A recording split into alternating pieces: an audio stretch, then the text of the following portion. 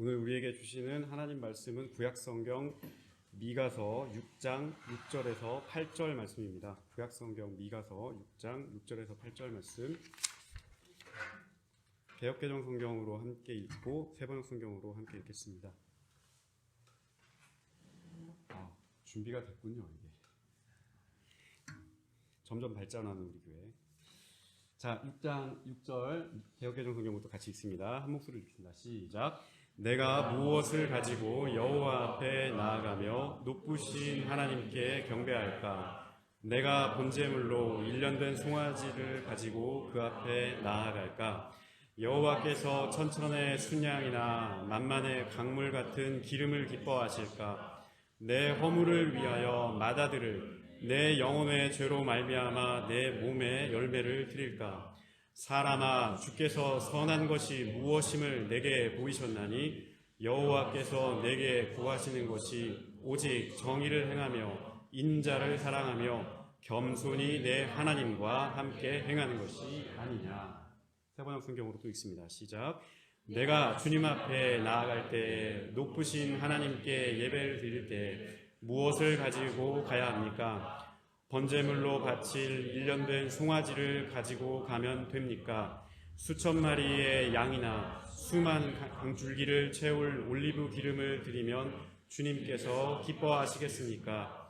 내 허물을 벗겨주시기를 빌면서 내 맏아들이라도 주님께 바쳐야 합니까? 내 지은들을 용서하여 주시기를 빌면서 이 몸의 열매를 주님께 바쳐야 합니까?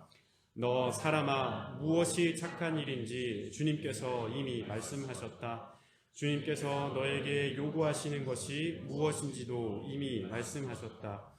오로지 공의를 실천하며 인자를 사랑하며 겸손히 내 하나님과 함께 행하는 것이 아니냐. 아멘. 날씨가 많이 추워서 여러분 건강이 안 좋으시죠? 건강하시기 바랍니다. 한 주간 평안하게 잘 지내셨는지 모르겠어요. 2024년 새해가 밝은 지도 원 보름이 지났습니다. 내일이면 보름인데 아직 새해 초반인 만큼 초두에 세웠던 계획과 결심 흐트리지 마시고 주님 안에서 차근차근 다 이루어 가실 수 있기를 바랍니다. 오늘은 우리 미가서 6장 6절에서 8절 말씀을 바탕으로 하나님께서 구하고 하나님께서 찾고 하나님께서 원하는 예배가 무엇인지를 한번 생각해 보고자 합니다. 미가서는 구약 예언서에 포함된 성경입니다. 우리 성경이 총 66권으로 되어 있는데 그 중에 구약이 39권이고 신약이 27권입니다. 외우기 쉽게 3, 9, 27 그렇게 외우시면 됩니다. 그래서 총 66권입니다. 구약은 크게 율법서와 그리고 예언서와 성문서 이 세 가지로 구분이 됩니다. 율법서에는 창세기, 출애굽기, 레위기, 민수기, 신명기 이렇게 5권의 책이 들어가 있는데 모세의 권위를 딴 5권의 경전이다. 그래서 모세 오경이라 그렇게 부르기도 하고 줄여서 오경이라고 부르기도 합니다. 그리고 예언서는 여호수아, 사사기, 룻기, 그다음에 사무엘 상하, 열왕기 상하 등과 같이 이스라엘과 유다의 역사 가운데 함께 하신 하나님의 말씀을 담은 역사서가 있고요. 이사야, 예레미야, 아모스, 호세아, 요엘 등과 같이 이스라엘과 유다 예언자들을 통해 전해진 말씀을 기록한 예언서가 있습니다.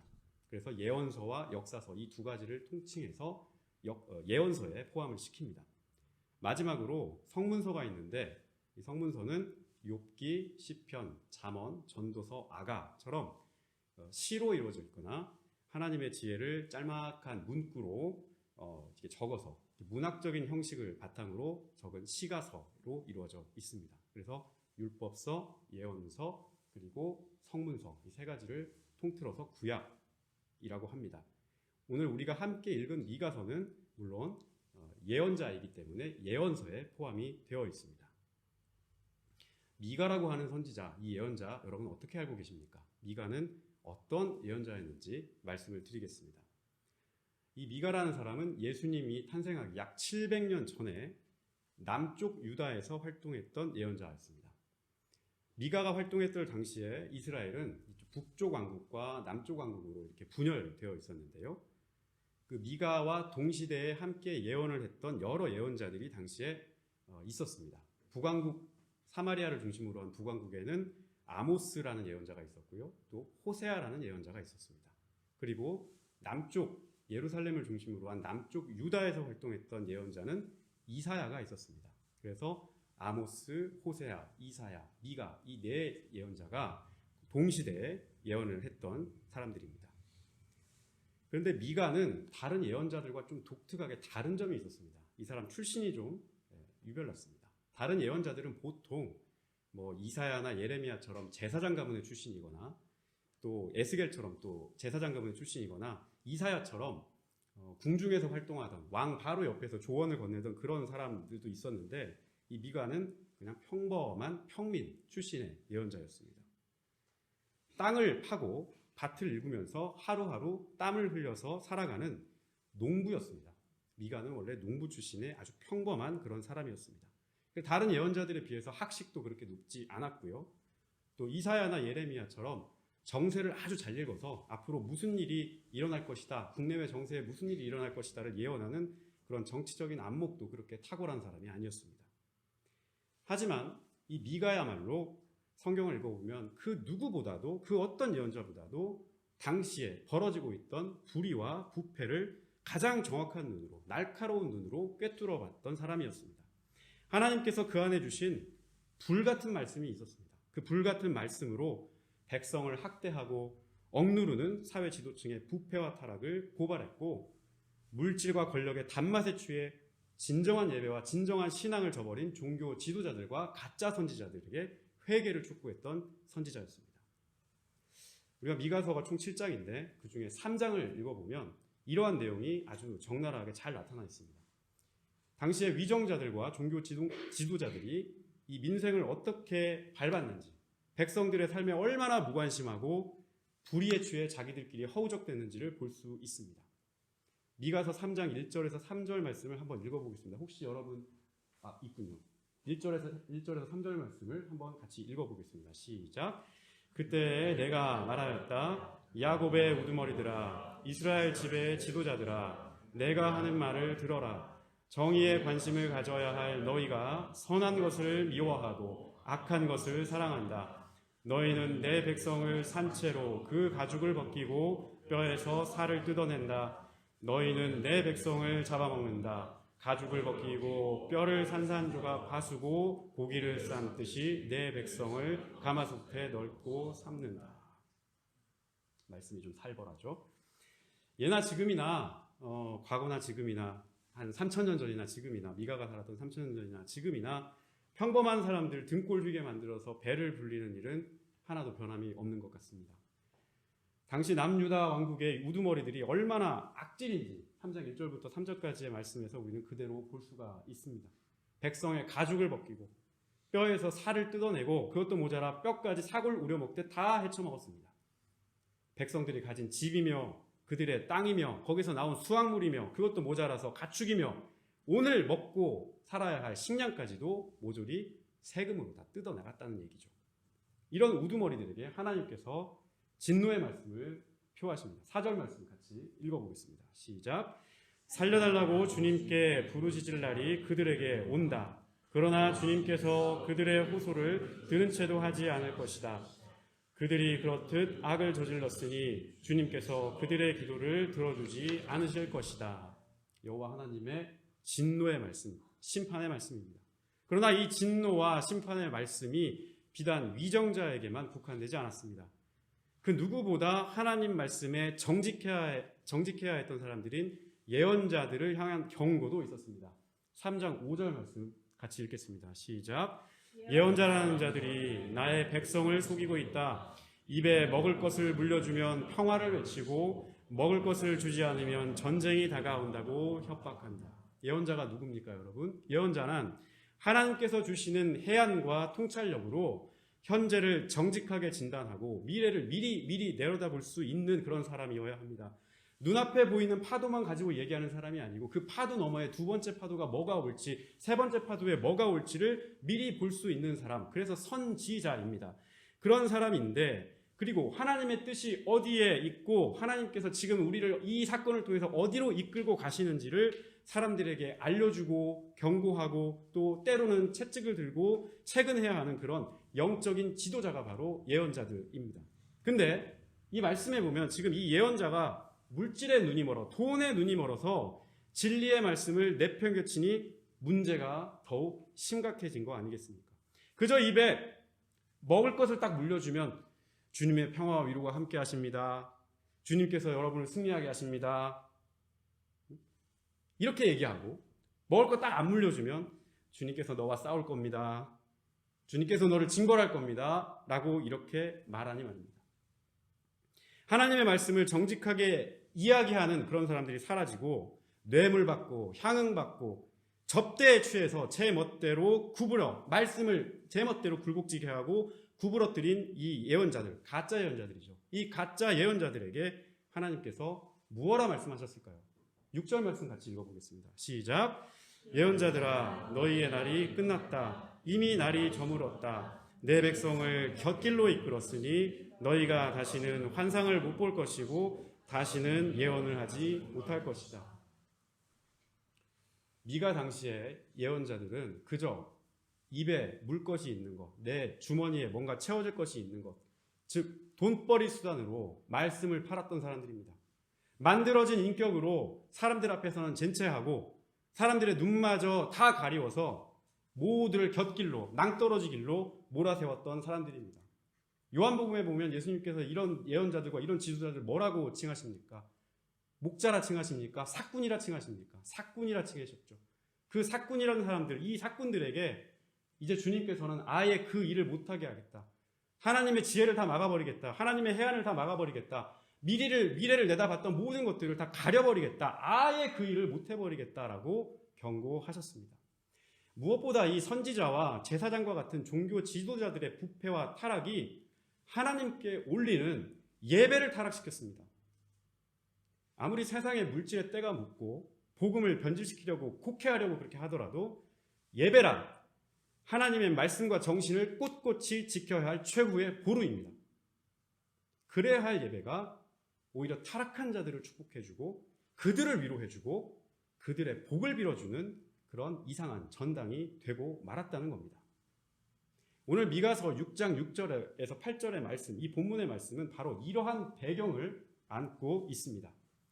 미가 6장 6절에서 8절 말씀은 미가서 전체에서 가장 유명한 말씀입니다. 그리고 무엇보다 하나님께서 우리를 향하여 우리에게 무엇을 원하는가, 어떤 예배를 원하는가, 하나님께서 우리에게 원하는 예배가 무엇인지를 정확하게 일러주는 말씀입니다.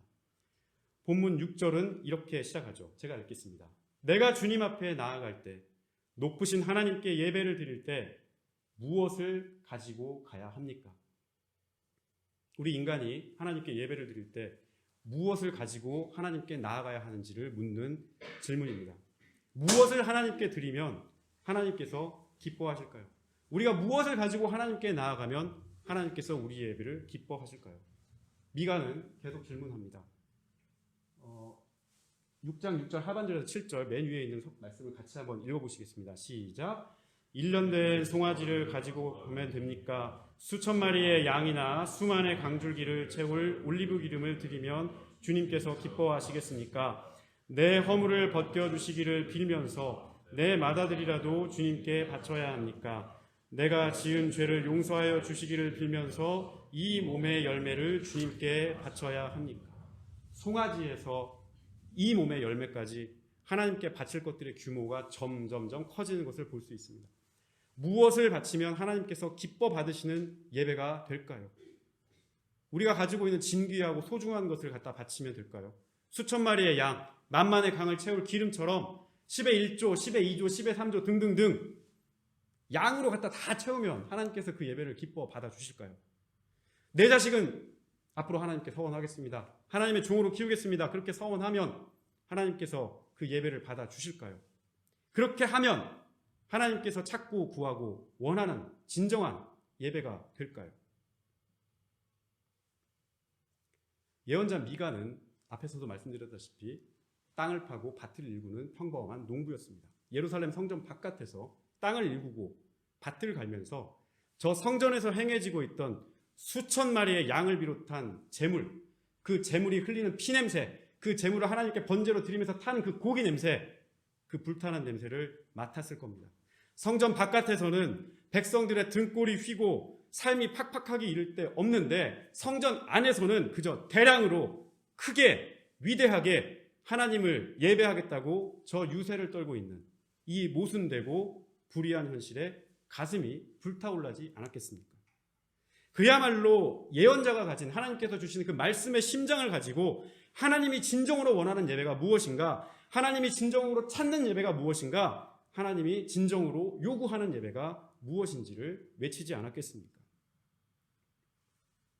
미가의 이러한 상황은 700년이 흐른 예수님의 시대에도 똑같았습니다. 마태복음 23장에서 예수님은 외식하는 바리새인과 율법학자들, 이 서기관들을 향하여 화 있을진저, 화가 있을 것이다 라고 선포하셨습니다. 마태복음 23장 23절을 함께 읽겠습니다. 시작. 율법학자들과 바리새파 사람들아, 위선자들아, 너희에게 화가 있다. 너희는 박하와 화양과 근처의 11조는 드리면서 정의와 자비와 신의와 율법의 더 중요한 요소들은 버렸다. 제가 지난 설교에도 한번 말씀드린 적이 있습니다만, 하나님께서 이스라엘 백성에게 율법을 주신 이유는 하나님께서 그래 이제 나와 함께 살자, 너희는 나와 함께 거하자, 이 마음 때문에 백성들에게 율법을 주셨습니다. 그런 하나님의 법을 잘 해석하고 연구하고 가르치고 그것을 더욱더 깊이 생각해야 하는 이런 사람들, 근데 이런 사람들이 오히려 하나님께서 주신 그 본래의 말씀, 그 본래의 마음을 제대로 읽지 못하고 좌표를 잘 찍어줘야 되는데 엉뚱한 곳에 좌표를 찍고 있다는 겁니다.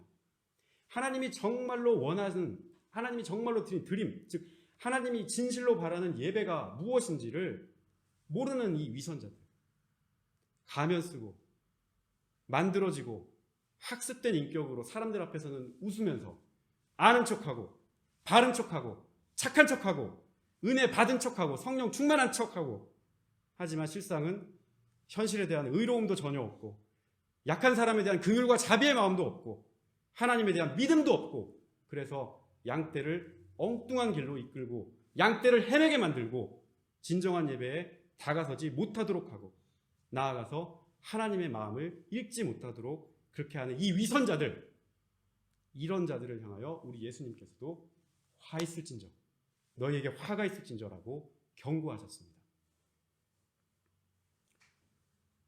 저를 비롯해서 이 시대를 살아가는 우리 교역자들이 정말 뼛속까지 새겨서 들어야 할 예수님의 경고라고 생각합니다. 그렇다면 하나님께서 우리에게 구하고 찾고 원하시는 그 예배는 무엇일까? 어떤 예배를 하나님께서 찾으실까? 무엇이 하나님의 그 마음과 뜻에 합당한 예배일까? 오늘 본문 미가 6장 8절 말씀에서 우리는 그 답을 찾을 수 있습니다. 미가서 6장 8절 말씀을 함께 읽어보겠습니다. 시작. 너 사람아, 무엇이 착한 일인지를 주님께서 이미 말씀하셨다. 주님께서 너에게 요구하시는 것이 무엇인지도 이미 말씀하셨다. 오로지 공의를 실천하며 인자를 사랑하며 겸손히 내 하나님과 함께 행하는 것이 아니냐. 하나님께서 우리에게 찾고 구하고 원하시는 예배의 첫 번째는 바로 공의입니다. 하나님은 많은 재물이나 많은 헌금보다 우리의 의로운 삶을 더 원하십니다. 성경이 말하는 공의는 생명을 존중하는 삶, 생명을 아끼는 삶, 폭력보다는 평화를 일구는 삶, 불의에 눈 감지 않는 삶, 우상에게 절하지 않는 삶입니다. 오늘도 하나님께서는 이 지구 어느 한 작은 공간에, 그곳이 어느 곳이든 묵묵히 하나님의 올곧은 의를 실천하려고 하는 사람, 진정으로 하나님께 예배하라고 하는 그 의의를 구하고 계십니다. 두 번째로 하나님은 사랑의 예배를 원하십니다. 우리 본문에 사용된 인자를 사랑하고 라고 하는 이 말씀은요, 긍휼이라는 말에 해당합니다. 여러분, 긍휼이 무엇인가요? 긍휼, 불쌍히 여기는 마음, 그리고 자비를 베푸는 마음입니다. 하나님께서 죄인인 우리를 불쌍히 여기셔서 긍휼히 여기심으로 죄의 속박에서 값없이 우리를 해방시켜 주셨던 것처럼 애굽의 종살이에서 이스라엘 백성을 강한 손과 편팔로 구원하셨던 것처럼 우리 가운데 혹은 우리 주변에 있는 이웃을 불쌍히 여겨 그들에게 자비를 베푸는 마음, 짐을 함께 나누고 웃고 우는 사랑의 마음, 그 마음이 바로 긍휼의 마음입니다. 예수님께서는 마태복음 5장 8절에 긍휼히 여기는 자는 복이 있다라고 말씀하셨습니다. 그 마음에 하나님의 사랑이 가득하고 그 누구보다 하나님의 마음을 닮아가려고 하는 자, 바로 그런 사람이 긍휼히 여기는 사람, 마음에 긍휼이 있는 사람일 것입니다. 병든 사람이 있으면 그 사람을 돌보고, 배고픈 사람이 있으면 그 사람을 먹이고, 줄인 사람이 있으면 그에게 물을 건네고, 없는 이가 있으면 그와 나누고, 그러면서 주 안에서 참된 형제와 자매의 교제를 실천하는 사람, 하나님께서는 이런 사람을 참된 예배자라고 말씀하셨습니다. 마지막 세 번째로 하나님은 겸손히 하나님과 동행하는 믿음의 예배를 원하십니다.